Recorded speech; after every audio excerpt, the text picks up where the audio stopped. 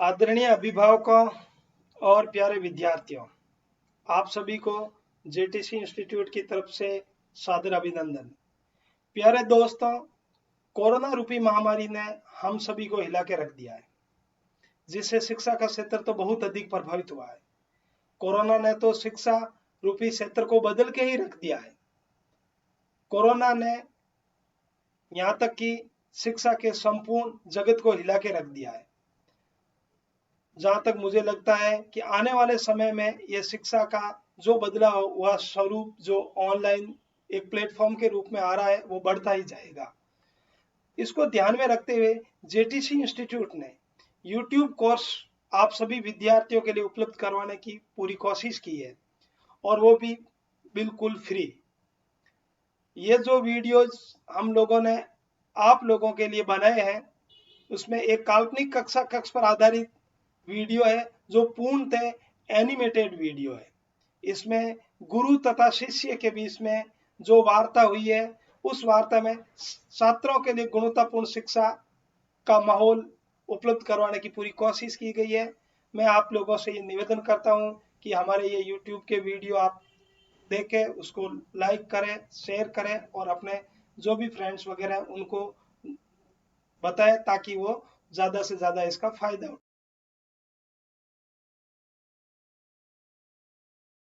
परिचय। बच्चों, आज हम जैव विविधता एवं संरक्षण के बारे में सीखेंगे। क्या कोई मुझे बता सकता है कि जैव विविधता क्या है? जैव विविधता एक विशिष्ट क्षेत्र में पाए जाने वाले जंतुओं की विविधता को संदर्भित करती है। बहुत अच्छे रेशमा।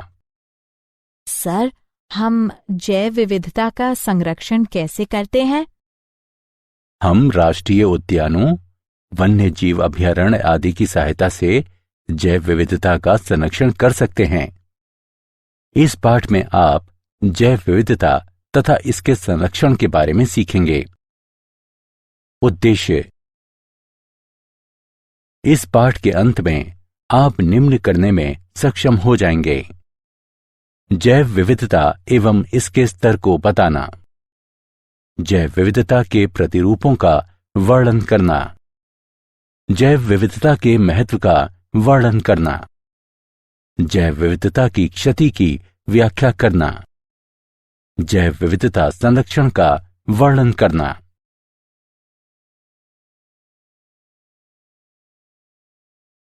जैव विविधता।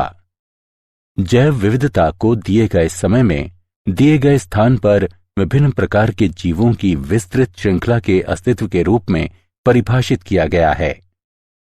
जैव विविधता में 3 सोपानिक स्तर शामिल हैं: आनुवंशिक विविधता, जातीय विविधता और पारिस्थितिकीय विविधता।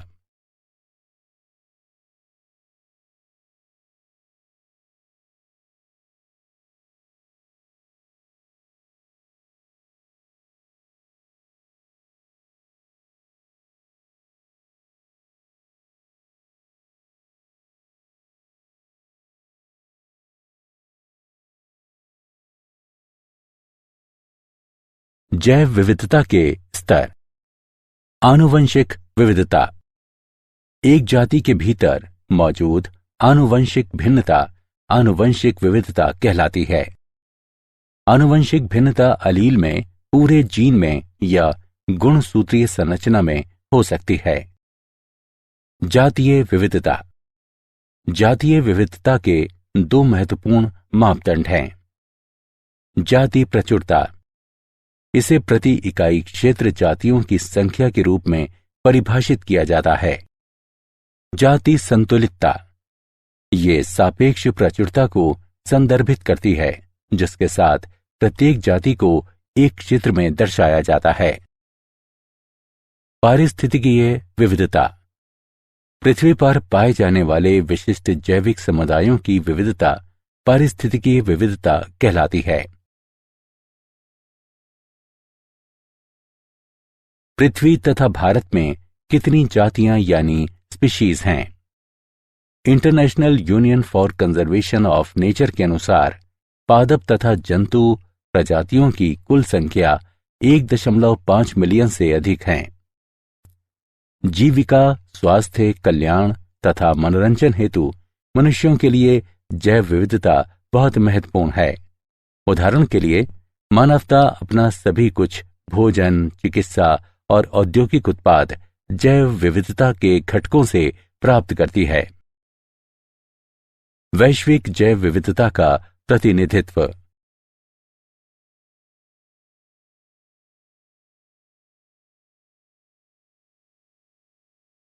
भारत में जैव विविधता। संसार के 12 महाजैव विविधता वाले देशों में भारत भी एक है। भारत का भूमि क्षेत्र केवल विश्व का केवल 2.4% है। इसकी वैश्विक जातीय विविधता 8.1% है। भारत में पौधों की 45,000 जातियां तथा जंतुओं की 90,000 से 1,00,000 जातियां हैं। वास्तव में अभी कई जीवित जातियों की खोज तथा नाम दिए जाने की आवश्यकता है।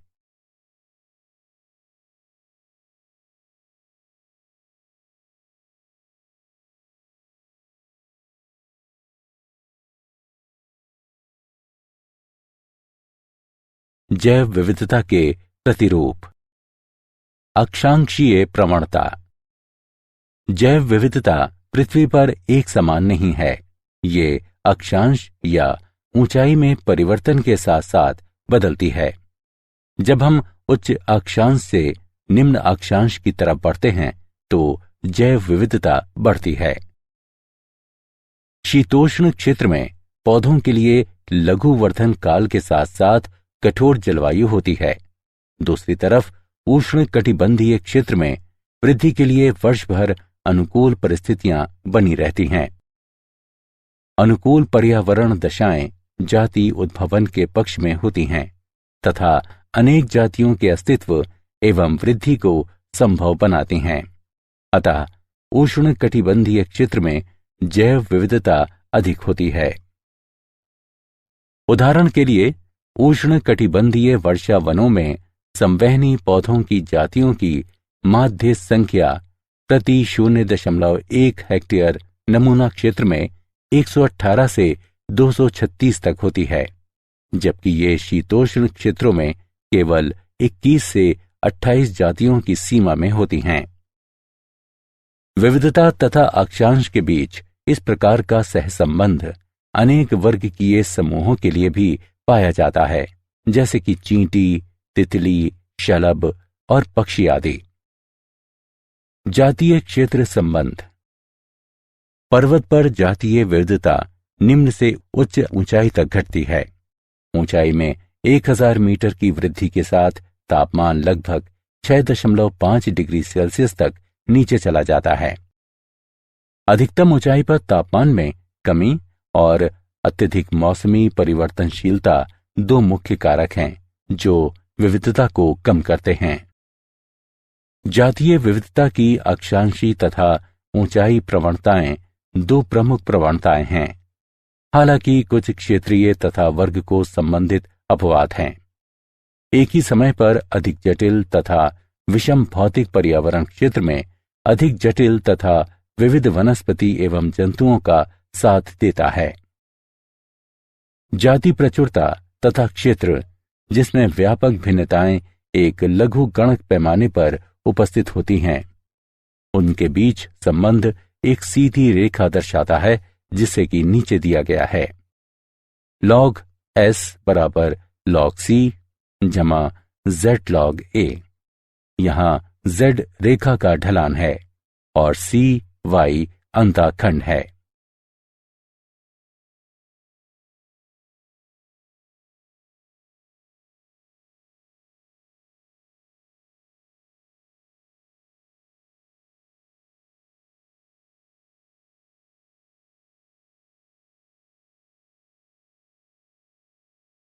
पारितंत्र के लिए जातीय विविधता का महत्व। समृद्ध जैव विविधता जैव मंडल के स्वास्थ्य तथा देश के जैव औद्योगिक विकास के लिए आवश्यक है। जैव विविधता भोजन, दवा, औषधीय, ड्रग, रेशों, रबर तथा इमारती लकड़ी के स्रोत हैं। अनेक सूक्ष्म जीवों का उपयोग मूल्यवान उत्पाद प्राप्त करने के लिए उद्योगों में किया जाता है। आधुनिक कृषि जैव विविधता का 3 प्रकार से उपयोग करती है: नई फसलों के स्रोत के रूप में, उन्नत किस्मों के प्रजनन के लिए एक स्रोत सामग्री के रूप में तथा नए जैव निम्ननी कीटनाशकों के स्रोत के रूप में। पारितंत्र के लिए जातीय विविधता का महत्व। जैव विविधता के अनेक औषधीय उपयोग हैं। कुछ पादप आधारित पदार्थों को मूल्यवान औषधियों में विकसित किया जाता है।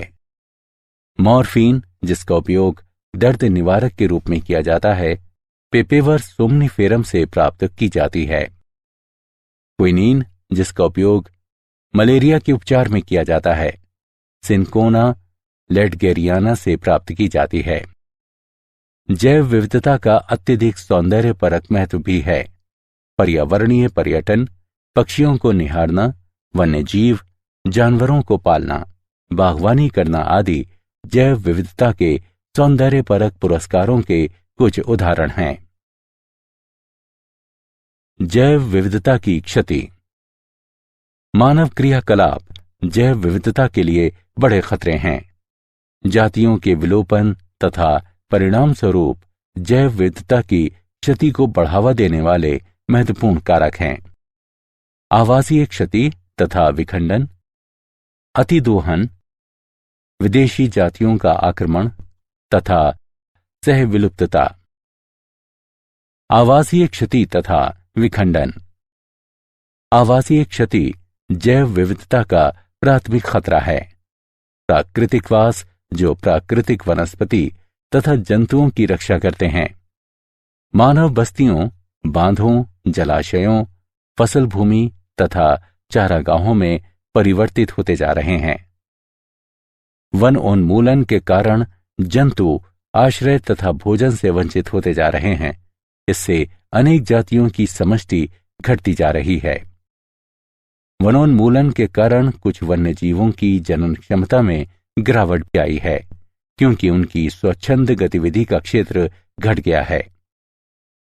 प्रवासी जंतु भी वनोन्मूलन से प्रभावित होते हैं, क्योंकि उनके मार्गों में बाधा आ जाती है।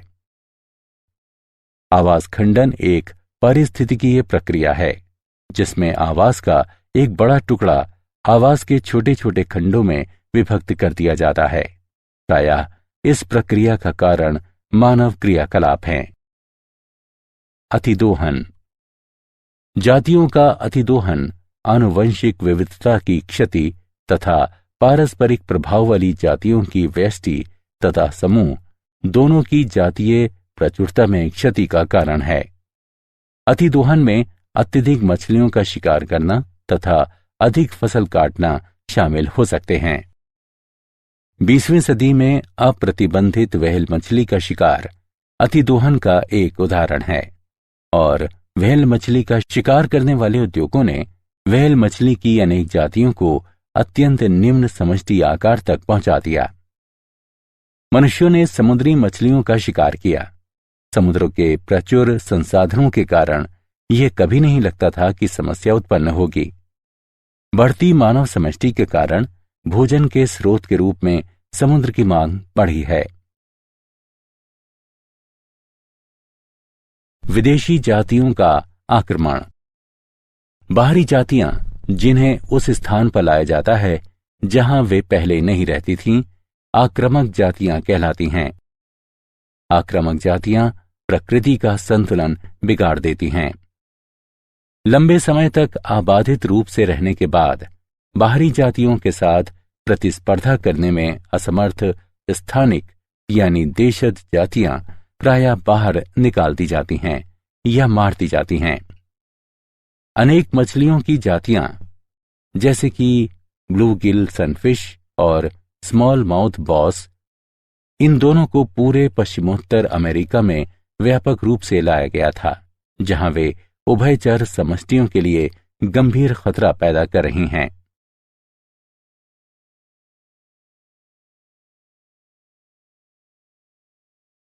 सह विलुप्तता। किसी जाति की सह विलुप्तता दूसरी जाति के विलोपन के परिणाम के रूप में उस जाति की क्षति है। उदाहरण के लिए, जब एक पोषक मछली विलुप्त हो जाती है तो उस मछली पर रहने वाले सभी सूक्ष्म जीव भी विलुप्त हो जाते हैं।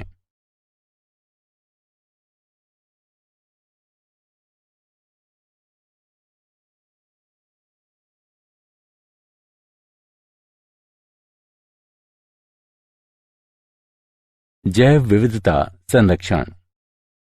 हमें जैव विविधता को क्यों संरक्षित करना चाहिए?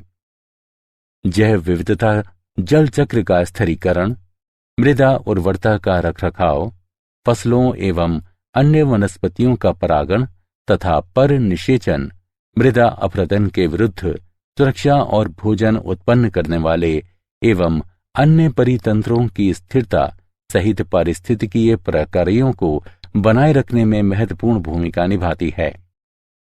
जैविक विविधता का संरक्षण खाद्य श्रृंखला के अस्तित्व को बनाए रखने के लिए महत्वपूर्ण पारिस्थितिकीय विविधता के संरक्षण को बढ़ावा देती है। ये कई सौ मिलियन लोगों की आजीविका, संस्कृति और अर्थव्यवस्था के लिए आधार प्रदान करती है। ये कृषि के सतत उन्नयन तथा वैज्ञानिक एवं औद्योगिक क्षेत्रों में महत्वपूर्ण खोजों के लिए आनुवंशिक आधार भी प्रदान करती है।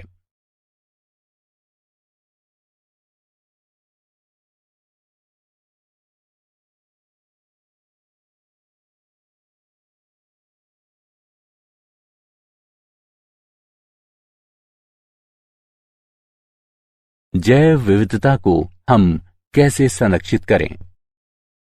भारत समृद्ध जैविक विविधता वाला देश है और इसने वैश्विक जैव विविधता में काफी योगदान दिया है। भारत फसलीय पौधों की 167 खेती की जाने वाली जातियों तथा 320 वन्य संबंधित जातियों का देश है। विभिन्न जैव विविधता प्रबंधन तंत्र स्वस्थाने एवं बाह्य स्थाने दोनों संरक्षण कार्यक्रमों में शामिल हैं। स्वस्थाने संरक्षण में जंतुओं एवं पादपों की उनके प्राकृतिक आवास में सुरक्षा स्वास्थाने संरक्षण कहलाती है। स्थापित प्राकृतिक आवास हैं राष्ट्रीय उद्यान एवं अभयारण्य, जीव मंडल आरक्षित बायोस्फीयर रिजर्व, प्रकृति आरक्षित, आरक्षित तथा सुरक्षित वन, परिरक्षण प्लॉट तथा आरक्षित वन। पहली पहल 1936 में कार्बेट राष्ट्रीय उद्यान की स्थापना थी। ये कानून द्वारा पूरी तरह से संरक्षित है। पार्क में जलाने वाली लकड़ी बीनना और जानवरों को चराना जैसे मानव क्रियाकलाप की अनुमति नहीं है। अभयारण्य भी संरक्षित हैं, लेकिन इनमें कुछ मानव क्रियाकलापों की अनुमति दी गई है। स्वस्थाने संरक्षण जीव मंडल रिजर्व संरक्षित क्षेत्रों की एक अन्य श्रेणी है। उस बड़े क्षेत्र को जीव मंडल रिजर्व घोषित किया जाता है जहां वन्य जीवों की सुरक्षा की जाती है, लेकिन रिजर्व के भीतर स्थानीय समुदायों को रहने और पारंपरिक गतिविधियां करने की अनुमति होती है। भारत सरकार ने 7 जीव मंडल रिजर्व स्थापित किए हैं। नोकरेक, नीलगिरी, नमदाफा, नंदा देवी, सुंदरवन, ग्रेट निकोबार तथा मन्नार की खाड़ी। जैव विविधता हॉटस्पॉट। जैव विविधता हॉटस्पॉट पृथ्वी का वह क्षेत्र होता है जहां जैविक विविधता बहुत अधिक होती है और आवास क्षति, जलवायु परिवर्तन या व्यापक जाति क्षति के कारण गंभीर खतरा भी होता है। दुनिया में 34 हॉटस्पॉट हैं। भारत में 3 जैव विविधता हॉटस्पॉट हैं। वे हैं पश्चिमी घाट, हिमालय और भारत बर्मा क्षेत्र।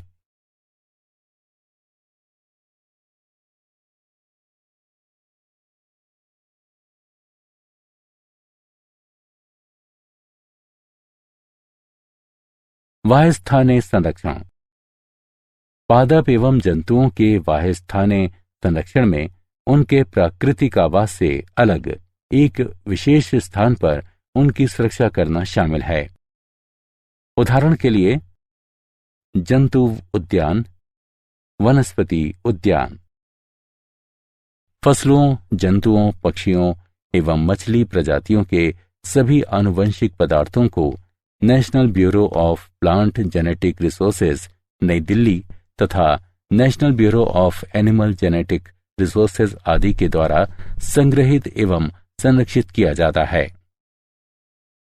जब हम जाति को उसी आवास पर पुनः लाते हैं जहां से ये विलुप्त हो गई थी, तो ये वाह्यस्थाने संरक्षण का एक अन्य रूप होता है। उदाहरण के लिए गंगा नदी में पाए जाने वाले घड़ियालों को उत्तर प्रदेश, मध्य प्रदेश और राजस्थान की नदियों में पुनः लाया गया जहां ये विलुप्त हो गए थे। क्या आप जानते हैं, हमारे माननीय प्रधानमंत्री श्री मनमोहन सिंह ने द हैदराबाद प्लेज की शुरुआत की और कहा कि उनकी सरकार भारत में जैव विविधता संरक्षण हेतु संस्थागत तंत्र को मजबूत बनाने के लिए $50 मिलियन का अनुदान देने का निर्णय लिया है।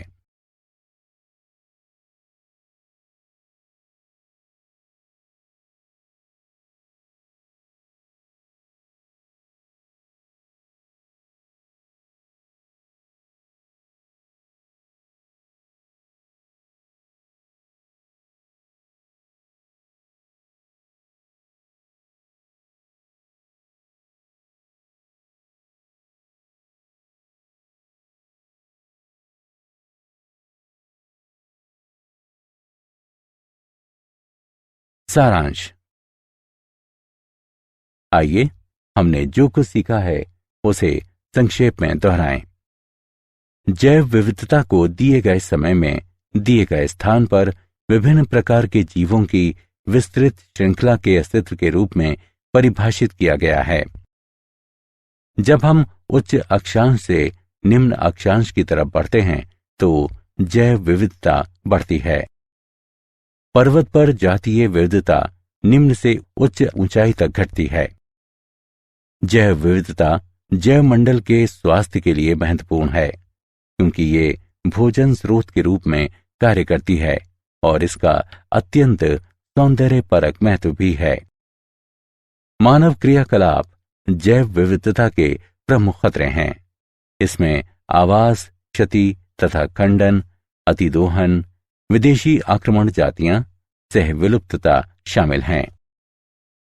पादप एवं जंतुओं की उन्हीं के प्राकृतिक आवास में सुरक्षा इन सेतु संरक्षण कहलाता है। पादप एवं जंतुओं के एक्स सेतु संरक्षण में उनके प्राकृतिक आवास से अलग एक विशेष स्थान पर उनकी सुरक्षा करना शामिल है।